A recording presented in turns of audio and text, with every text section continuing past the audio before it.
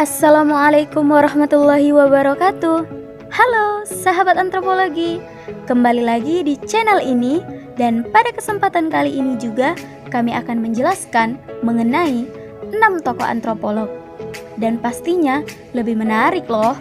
Yuk langsung saja kita simak video penjelasannya.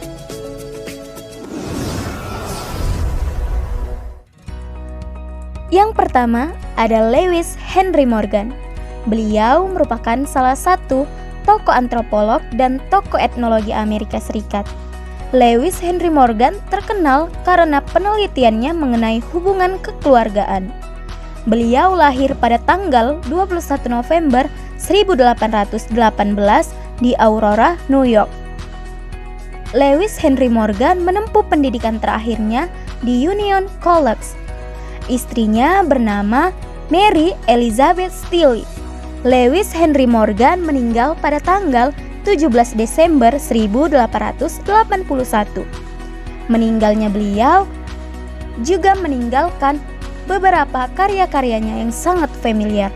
Salah satunya adalah mengenai Ancient Society atau disebut juga dengan karya mengenai masyarakat kuno. Dalam karyanya tersebut, Lewis Henry Morgan membagi 3 tahap evolusi kebudayaan. Yang pertama ada zaman liar. Nah, zaman liar ini terbagi lagi loh menjadi 3 bagian, yakni yang pertama ada zaman liar tua. Pada masa zaman liar tua, manusia paling awal sudah mampu mengendalikan api sebagai sumber kehidupan mereka. Yang kedua ada zaman liar madia. Di sini manusia sudah mampu meramu, berburu, dan mencari ikan di sungai sebagai bentuk upaya memenuhi kebutuhan hidup mereka. Yang ketiga ada zaman liar muda. Manusia mulai menemukan busur panah sebagai alat untuk mencari makan. Selanjutnya yang kedua ada zaman barbar. Zaman barbar terbagi menjadi 3 bagian. Yang pertama ada zaman barbar tua. Di sini manusia sudah mulai beternak dan bercocok tanam. Yang kedua ada zaman barbar madia. Manusia sudah mampu mengelola kepandaian mereka dalam bentuk tindakan loh, yakni mereka melakukan pembuatan logam. Yang ketiga ada zaman barbar muda. Manusia di sini sudah mampu mengenal tulisan loh teman-teman. Selanjutnya yang ketiga ada zaman peradaban. Zaman peradaban terbagi menjadi 2 bagian. Yang pertama ada peradaban tua. Peradaban tua yang sering kita ketahui adalah salah satunya peradaban Yunani, Romawi, dan Mohenjo-daro. Yang kedua ada peradaban masa kini. Nah, sudah tahu ya pastinya teman-teman, peradaban masa kini adalah ya zaman modern, yaitu zaman yang sedang kita jalani saat ini. Nah, tokoh selanjutnya adalah Kunchara Ningrat. Kunchara Ningrat adalah bapak antropologi Indonesia. Kunchara Ningrat lahir pada tanggal 15 Juni 1923 di Yogyakarta dan meninggal pada tanggal 23 Maret 1999 di Jakarta. Pendidikan terakhir beliau yaitu di Universitas Indonesia pada tahun 1952, Universitas Yale, dan Universitas Gadjah Mada. Dalam bukunya yang berjudul Manusia dan Kebudayaan, ia mengatakan bahwa manusia adalah makhluk yang sangat kompleks adanya diciptakan oleh Tuhan Yang Maha Esa. Manusia juga dibekali akal, rasa, budi pikiran untuk mengembangkan sesuatu yang diinginkannya dan akhirnya melahirkan kebudayaan. Di sini dikatakan bahwa manusia itu adalah sebagai makhluk budaya. Jadi, manusia dan kebudayaan itu adalah 2 hal yang tidak bisa dipisahkan, karena keduanya saling berkaitan, saling berhubungan. Mengapa demikian? Karena manusialah yang menciptakan suatu kebudayaan yang dihasilkan oleh manusia. dan manusialah yang menjalankan kebudayaan itu sendiri.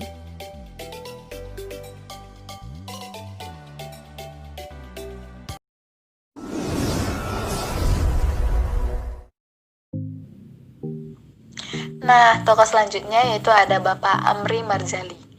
Amri Marzali ini dikenal sebagai Bapak Antropolog Indonesia. Amri Marzali lahir di Silingkang, Sawalunto pada tanggal 11 Desember tahun 1942. Bapak Amri Marzali ini merupakan guru besar antropologi sosio-kultural di Departemen Antropologi FISIP Universitas Indonesia dan di Academy of Malay Studies Universitas Malaya, Malaysia. Saya akan menceritakan sedikit tentang buku karangannya yang berjudul Antropologi dan Pembangunan Indonesia. Di dalam bukunya tersebut diceritakan bahwa bagaimana antropologi dan pembangunan Indonesia. Nah, pada antropologi zaman dulu atau antropologi zaman kolonial, masyarakat semua yang dalam antropologi tersebut dianggap sebagai suku-suku bangsa yang primitif atau suku-suku bangsa yang sama sekali belum mengenal teknologi. Dan di dalam antropologi zaman kolonial itu pun, suku atau masyarakat Jawa hidupnya sengsara dibandingkan dengan masyarakat yang Nasrani. Nah, tetapi dengan keadaan yang sekarang, dengan antropologi yang sekarang atau antropologi yang sudah merdeka, telah berbeda dengan antropologi dengan zaman kolonial. Di antropologi yang sudah merdeka ini tidak lagi mengenal atau tidak lagi menerapkan suku-suku primitif, melainkan telah menjadi suku-suku yang modern, yang hampir semua masyarakat Indonesia telah mengenal yang namanya teknologi dan semua masyarakat Indonesia hampir memiliki jenis-jenis teknologi yang ada.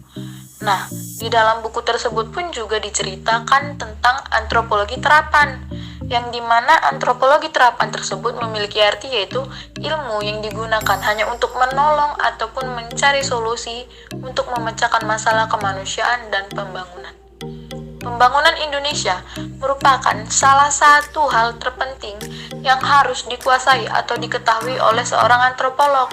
Nah, ada nih 5 hal yang penting yang harus diketahui atau dikuasai. Yang pertama itu ada Pancasila, yang kedua Undang-Undang Dasar tahun 1945, yang ketiga ada GBHN atau singkatan dari Garis-Garis Besar Haluan Negara, dan yang keempat ada Pelita atau Repelita yang merupakan singkatan dari Rencana Pembangunan 5 tahun, dan yang terakhir nih ada kebijakan-kebijakan departemen. Nah, ini dia tokoh selanjutnya yang bernama Franz Boas. Franz Boas adalah seorang ahli dalam bidang antropologi dan menjadi pencetus pemikiran antropologi modern. Ia mendapatkan julukan Bapak Antropologi Amerika. Ia lahir di Minden, Westphalia, Jerman pada tanggal 9 Juli 1858 dan meninggal pada tanggal 21 Desember 1942 di Columbia University Club of New York. Dalam bukunya yang berjudul Primitive Art, ia menjelaskan pada studi tahun 1927 yang sangat berpengaruh ini menganalisis dalam bahasa yang jelas dan sederhana. Dan ciri-ciri seni primitif ialah memeriksa simbolisme dan gaya benda-benda dan sastra musik dan tarian.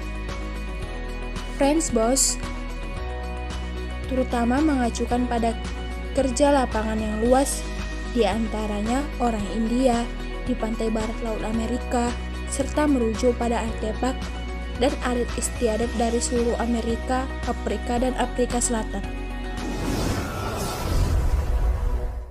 Tokoh selanjutnya adalah Ruth Falcon Benedict. Ruth Falcon Benedict adalah salah satu antropologi berkebangsaan Amerika. Ia merupakan tokoh yang memiliki pengaruh besar pada antropologi budaya. Ruth Benedict lahir pada 5 Juni 1887 di New York, Amerika Serikat. Ruth Benedict menempuh pendidikan terakhir di Universitas Columbia. Suami Ruth Benedict bernama Stanley Rossiter Benedict. Ruth Falcon Benedict meninggal pada 17 September 1948. Isi dari buku karangan Ruth Benedict yang berjudul pattern of culture adalah yang pertama, penegasan akan pentingnya budaya untuk melawan biologi yang dikontraskan dengan perbedaan pola hidup di bagian Juni, Dobu, dan Kuiktil. Yang kedua, Ruth Benedict memberikan tekanan kepada pola dari kebudayaan. Konsepnya adalah adanya perbedaan antara kelompok masyarakat yang ada di masyarakat, bahwa kaum pria hanya bisa menganggap kaum wanita atau menyepelekan derajat wanita. Ruth Benedict menggunakan konsep pola yang mengacu kepada nilai-nilai yang ada di masyarakat, bahwa budaya merupakan sifat atau ciri mereka. Seperti contoh, yang pertama perkawinan, yang kedua tarian, yang ketiga ritual, dan lain-lain.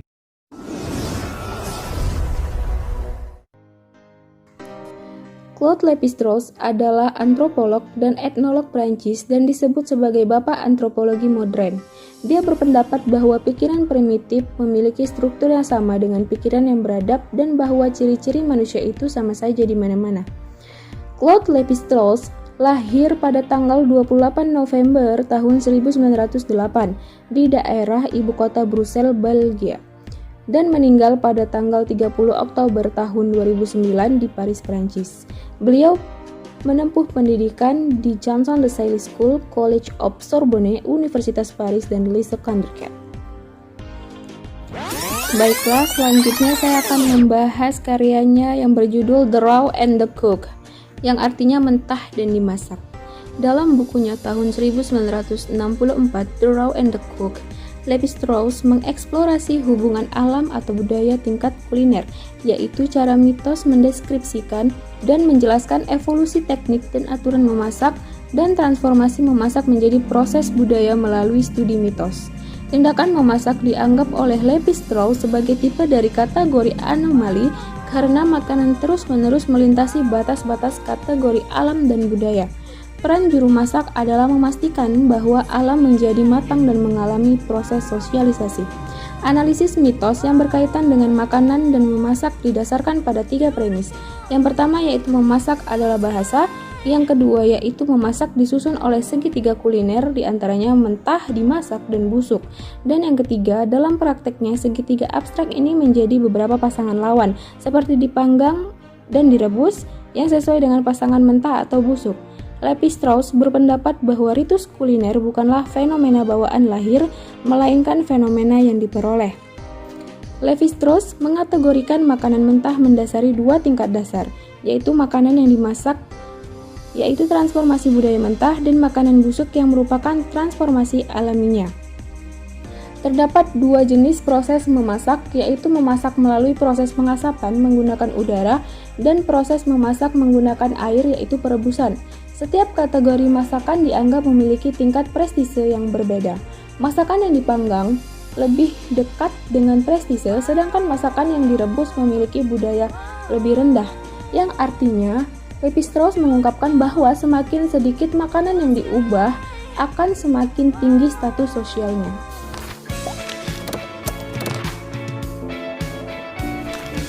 Hey hey hey, sepertinya sudah cukup lama ya teman-teman kami menemani Anda. Terima kasih atas perhatiannya. Salam antropologi. Assalamualaikum warahmatullahi wabarakatuh.